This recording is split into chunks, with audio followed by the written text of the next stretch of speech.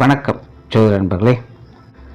பொதுவாக ஜோதிடத்தில் ஒரு கிரகம் உச்சம் பெற்றிருக்கு அப்படிங்கிற பட்சத்தில் அது ரொம்ப விசேஷமானதாக கருதப்படும். காரணம், ஒரு உச்சம் பெற்ற கிரகம் எந்த இடத்துல எப்படி இருந்தாலும் சரி அதனுடைய முழு பலத்தோடு அது செயல்பட ஆரம்பிக்கும். அதுலேயும் குரு மாதிரியான ஒரு சுப கிரகம் உச்சம் பெறுது அப்படிங்கிற ஒரு நிலையானது ரொம்பவுமே விசேஷமான அமைப்பு பெற்றது. 2025 அக்டோபர் மாதம் 20ஆம் தேதியிலிருந்து டிசம்பர் மாதம் 10ஆம் தேதி வரைக்கும் ஒரு ஷார்ட் டைம் பீரியடில் குருவானது அதிசார கதியில் இந்த உச்ச நிலையை அடையுது. ஸோ இந்த அமைப்பானது எல்லா ராசிகள்லையுமே ஒரு மாற்றத்தையும் ஒரு தாக்கத்தையும் அது ஏற்படுத்தும். அதில் சில குறிப்பிட்ட ராசிகளுக்கு நல்ல மாற்றங்களை கூட ஏற்படுத்தி கொடுக்குது. அதில் குறிப்பிட்ட சில ராசிகள், உங்களுடைய ராசிகளுக்கு என்ன மாதிரியான மாற்றங்கள் இருக்கும் அப்படிங்கிறத பற்றி தான் இந்த நம்ம பார்க்க போகிறோம். இந்த குருவினுடைய அமைப்பானது அடுத்து வரக்கூடிய குரு பெயர்ச்சி எப்படியெல்லாம் இருக்கும் அப்படிங்கிறதுக்கான ஒரு முன்னோட்டமாக ஒரு குறுகிய காலகட்டங்களில் இது செயல்பட்டு வரும். நீங்கள் சொல்லக்கூடிய விஷயங்கள் எல்லாமே பார்த்தீங்கன்னா ராசி ரீதியாகவும் பொருந்தும், லக்ன ரீதியாகவும் பொருந்தும்.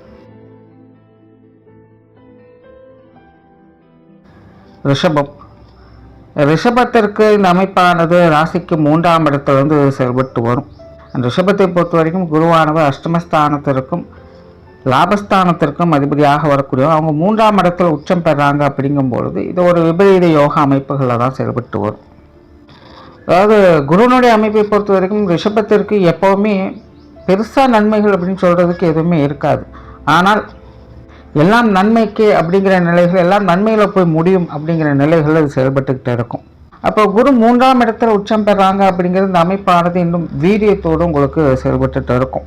மேலோட்டமாக பார்ப்பதற்கு பெருசாக எதுவும் தெரியாது, என்னடா எல்லாம் வழக்கம் போல தான் இருக்குது அப்படிங்கிற மாதிரி தான் தோணும். அதே போல் இந்த மாத கிரகங்களுடைய மாற்றங்களால் சின்ன சின்ன அலைச்சல் தரக்கூடிய விஷயங்கள், டென்ஷன் தரக்கூடிய விஷயங்கள் நம்ம இருந்துக்கிட்டு தான் இருக்கும்.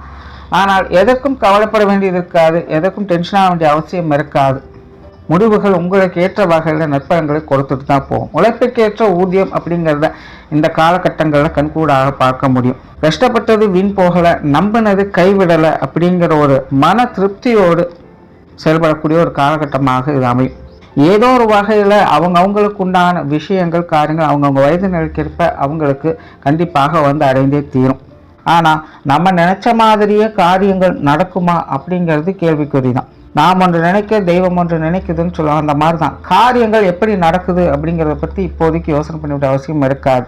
அது எப்படி இருந்தாலும் சரி, சக்ஸஸ்ஃபுல்லாக முடிஞ்சுதா இல்லையா அப்படிங்கிறத மட்டும்தான் கவனம் செலுத்த வேண்டியதாக இருக்கும். ஆனால் ரிஷபராசியை பொறுத்த வரைக்கும் சின்ன சின்ன ஏற்ற இறக்கங்கள் அப்படிங்கிற இந்த காலகட்டங்களில் உண்டு. ஆனால் எதற்கும் மனம் தளர வேண்டிய அவசியம் இல்லை, எல்லாமே நல்லபடியாக கண்டிப்பாக முடியும். அதுவும் முயற்சிஸ்தானத்தில் குருவனுடைய நிலை இருக்கிறதுனால கண்டிப்பாக தைரியத்தோடும் வீரியத்தோடும் செயல்படக்கூடிய ஒரு காலகட்டம் தான். இந்த விபரீத யோகா அமைப்புகளில் சிலருக்கு திடீர் அதிர்ஷ்ட யோக வாய்ப்புகள் கூட உண்டாகும். நடக்கவே நடக்காத, முடியவே முடியாத நினைத்த சில காரியங்கள் கூட சட்டன் உங்களுக்கு கைகூடி வந்துடும். பல நாள் தட்டி போயிட்டு இருந்த விஷயங்கள் கூட இனி உங்களுக்கு சாதகமாக மாற ஆரம்பிக்கும். குடும்ப விஷயங்கள், குடும்ப உறவுகளுக்குள்ள ஒரு நல்ல மாற்றங்களை ஏற்படுத்தி கொடுக்கும். குறிப்பாக உடன்பிறப்புகள் சம்பந்தப்பட்ட விஷயங்கள் ஒரு சாதகமான நிலைகளை எதிர்பார்க்கலாம். பொருளாதாரம் சார்ந்த விஷயங்கள், பணம் சம்பந்தப்பட்ட விஷயங்கள் எல்லாமே ரொம்பவுமே சாதகமாக இருக்குது. திருமண அமைப்புகள், புத்திரபாக்கிய அமைப்புகள் போல விஷயங்கள் கூட இந்த காலகட்டங்களில் சிறப்பாக இருக்குது. நல்ல தர்ம காரியங்களில் இந்த காலகட்டங்களில் ஈடுபட்டு வருவீங்க. பொது வாழ்க்கை மற்றும் வெளி விஷயங்கள், காரியங்களோட கணிசமான முன்னேற்றங்களை எதிர்பார்க்கலாம். மற்றவங்க மத்தியில் மதிப்பு மரியாதை போன்ற விஷயங்கள் உயர்வதை எதிர்பார்க்கலாம். உங்களுக்கான போட்டி பொறாமைகள் அப்படிங்கிற இந்த காலகட்டங்களில் குறையும். ஸோ ரிஷபராசியை பொறுத்த வரைக்கும் இது ஒரு சாதகமான காலகட்டம் தான். விபரீத யோகா அமைப்புகளில் செயல்பட்டு இருக்கிறதுனால எதையும் மேலோட்டமாக முடிவு பண்ணிடாதீங்க. அவசரப்பட்டு எந்த ஒரு காரியத்திலையும் இறங்கிடாதீங்க. கொஞ்சம் சிந்தித்து செயல்பட்டீங்கன்னா சின்ன சின்ன சங்கடங்கள், அலைச்சல்களை தவிர்த்துக்கலாம். மற்றபடி முடிவுகள் அப்படிங்கிறது எப்படி இருந்தாலும் உங்களுக்கு ஒரு சாதகமான அமைப்புகளை தான் கொடுத்து வரும்.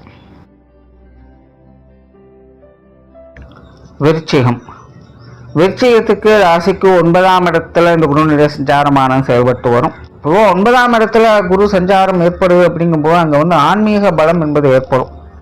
வாழ்க்கை நிலைகளில் சில புதிய விஷயங்களை கட்டாயமாக பார்க்க வேண்டியதாக இருக்கும். ஸோ கண்டிப்பாக விருச்சிக ராசிக்காரங்களுக்கு இது ஒரு மாற்றம் காணக்கூடிய ஒரு காலகட்டம் தான். அவங்கவுங்க வயது நிலைகளுக்கு ஏற்ப வாழ்க்கை நிலைகள் ஒரு திருப்புமுனைக்கான ஒரு காலகட்டமாக இது அமையுது.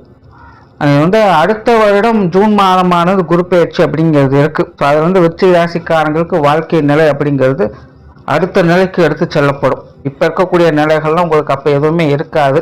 விருச்சிக ராசிக்காரங்க எல்லாமே அவங்கவுங்க வயது நிலைக்கு ஏற்ப வேறொரு கோணத்தில் நீ உங்களுடைய வாழ்க்கை நிலையை பார்க்க வேண்டியதாக இருக்கும். ஸோ அதற்கான ஒரு முன்னோட்ட காலகட்டமாக இப்போ இந்த அதிசார நிலையில் செல்லக்கூடிய குருவானது உங்களுக்கு காமிச்சு கொடுக்கும். ஸோ அடுத்தடுத்த வாழ்க்கை நிலைகள் உங்களுக்கு என்ன மாதிரியான மாற்றங்கள் இருக்கும், புது விஷயங்கள் என்ன அப்படிங்கிறதெல்லாம் இந்த காலகட்டங்களை நீங்கள் தெரிஞ்சுக்கலாம். ஜெனரலாகவே 9ஆம் இடத்துல குரு வரும்பொழுது புண்ணிய காரியங்களை ஈடுபடுவதற்கான ஒரு காலகட்டமாக அமையும். சிலருக்கு இடமாற்றங்கள் என்பது ஏற்படும். வேலை மாற்றங்களுக்காகவோ அல்லது படிப்பு விஷயங்களுக்காகவோ ஏதோ ஒரு காரணங்களுக்காக குடும்பத்தை விட்டு கொஞ்சம் தனிச்சிருக்கும்படியான சூழ்நிலைகள் ஏற்படலாம். இல்லைன்னா குடும்ப விஷயங்களை பெருசாக இன்ட்ரெஸ்ட் காட்ட மாட்டாங்க, ஆனால் அதற்குண்டான கடமைகளை கரெக்டாக செஞ்சுட்டு வந்துடுவாங்க. திடீர் அதிர்ஷ்ட யோக அமைப்புகள் அப்படிங்கிற இந்த காலகட்டங்களில் செயல்படும்.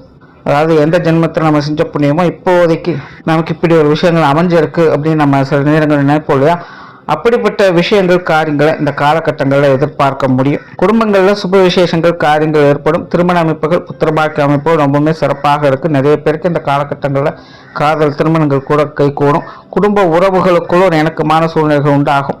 பொருளாதாரம் சார்ந்த விஷயங்கள் சாதகமான அமைப்புகள் இருக்குது. சொத்து சுகங்கள் வகையில் சின்ன சின்ன மாற்றங்கள் ஏற்படலாம். குழந்தைகளுடைய வாழ்க்கையில முன்னேற்றங்களை எதிர்பார்க்கலாம். மாணவர்களுக்கு கல்வி வித்தைகள் சில சாதகமான அமைப்புகள் இருக்கும். பிரயாணம் சார்ந்த விஷயங்கள் சாதகமாக இருக்கும். வெளியூர் மற்றும் வெளிநாடு சம்பந்தப்பட்ட விஷயங்கள் சிறப்பாக இருக்கும்.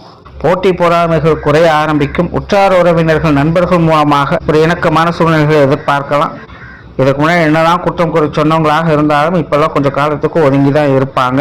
ஸோ விருச்சிக ராசியை பொறுத்த வரைக்கும் ஒரு சுமூகமான மாற்றங்களை ஏற்படுத்தி கொடுக்கும்.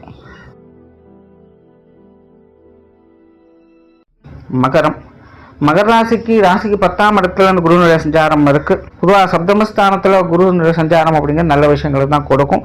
போட்டி பொறாமைகள் அப்படிங்கிறது பெருசா இருக்காது. சங்கடம் கொடுக்கணும்னு நினைக்கிறவங்க கூட உங்ககிட்ட சமாதானத்தை விரும்பி தான் வர செய்வாங்க.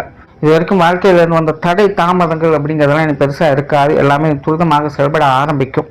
பொருளாதாரம் சார்ந்த விஷயங்களில் முன்னேற்றங்களை எதிர்பார்க்கலாம். கொடுக்கல் வாங்கல் விஷயங்கள் சிறப்பாக இருக்கும். சொத்து சுகங்கள் வாகன ரீதியான விஷயங்களில் நன்மைகள் உண்டு. குறிப்பாக இந்த அசட் மூலமாக சம்பாதிக்கக்கூடிய நபர்களுக்கு இந்த காலகட்டம் ரொம்பவுமே சிறப்பாகவே இருக்கு. அதன் மூலமாக வரக்கூடிய அந்த வருமானம் அப்படிங்கிறது உங்களுக்கு எல்லா வகையிலுமே நன்மைகளை கொடுத்துட்டு போகும். அதே போல் இந்த சொத்து சுகங்கள் வகை இந்த கோர்ட்டு கேஸ் பஞ்சாயத்து போன்ற விஷயங்கள் இருந்தாலும் கூட இந்த காலகட்டங்களில் உங்களுக்கு சாதகமாகவே எல்லா விஷயங்களும் அமைஞ்சு வரும். பெற்றோர்கள் வகையில் நல்ல விஷயங்களை எதிர்பார்க்கலாம். மாணவர்களுக்கு கல்வி வித்தை சம்பந்தப்பட்ட விஷயங்கள் எல்லா வகையிலுமே நன்மைகளை கொடுத்து வரும். உடன்பிறப்புகள் வகையில் வந்த சங்கடங்கள் குறைய ஆரம்பிக்கும். குடும்ப உறவுகளுக்குள்ள ஒரு இணக்கமான சூழ்நிலைகளை ஏற்படுத்தும். கணவன் மனைவி உறவுகளுக்குள்ள ஒரு சாதகமான அமைப்பும் அனுசரணையான அமைப்புகளும் உண்டாகும். திருமண அமைப்புகள் புத்திரபாக்கிய அமைப்புகள் எல்லாமே சிறப்பாக இருக்கு. பொருளாதார நிலைகளில் இருந்து வந்த அந்த ஏற்ற இறக்கங்கள் அப்படிங்கிற இந்த காலகட்டங்களில் கட்டுக்குள்ள வர ஆரம்பிக்கும். பெற்றோர்கள் வகையில் இருக்கக்கூடிய எதிர்பார்ப்புகள் இந்த காலகட்டங்களில் பூர்த்தி ஆகும். உற்றார உறவினர்கள் நண்பர்கள் வகையிலிருந்து வந்த மன கசப்புகள் குறைய ஆரம்பிக்கும். இது வரைக்கும் பட்டும்படாமலும் இன்னும் கூட இன்னைக்கு கொஞ்சம் உங்ககிட்ட இணக்கமாக பழக ஆரம்பிப்பாங்க. தொழில் வேலை உத்தியோக ரீதியாக ஒரு சுமூகமான மாற்றங்களை எதிர்பார்க்கலாம். பார்ட்னர்ஷிப் சம்பந்தப்பட்ட விஷயங்கள் வாடிக்கையாளர்கள் சம்பந்தப்பட்ட விஷயங்கள் இந்த காலகட்டங்களில் ஒரு சாதகமான நிலைகளே செயல்பட்டுக்கிட்டே இருக்கும். வெளியூர் மற்றும் வெளிநாடு சம்பந்தப்பட்ட விஷயங்கள் கூட இந்த காலகட்டங்களில் ஓரளவுக்கு கட்டுக்குள்ள வர ஆரம்பிக்கும். பொதுவாக மகராசிக்காரங்களுக்கு இந்த வெளியூர் மற்றும் வெளிநாடு சம்பந்தப்பட்ட விஷயங்கள் கொஞ்சம் தேவையில்லாத சங்கடத்தையும் மலர்ச்சியும் ஏற்படுத்திக்கிட்டு தான் இருக்கும். இந்த குருனுடைய மாற்றங்கள் இந்த சங்கடத்தை ஓரளவுக்கு கொஞ்சம் கட்டுக்குள்ள கொண்டுட்டு வர செய்யும். வளர்ச்சி இருந்தாலும் ஆதாயம் உண்டு அப்படிங்கிற நிலைகள் இது செயல்பட்டு வரும். ஸோ மகராசியை பொறுத்த வரைக்கும் இந்த குருனுடைய மாற்றம் ஒரு சாதகமான அமைப்பு தான். குறிப்பாக பொருளாதார நிலைகள் ஒரு நல்ல விஷயங்களை ஏற்படுத்தி கொடுக்கும். நன்றி, வணக்கம், வாழ்க வளமுடன்.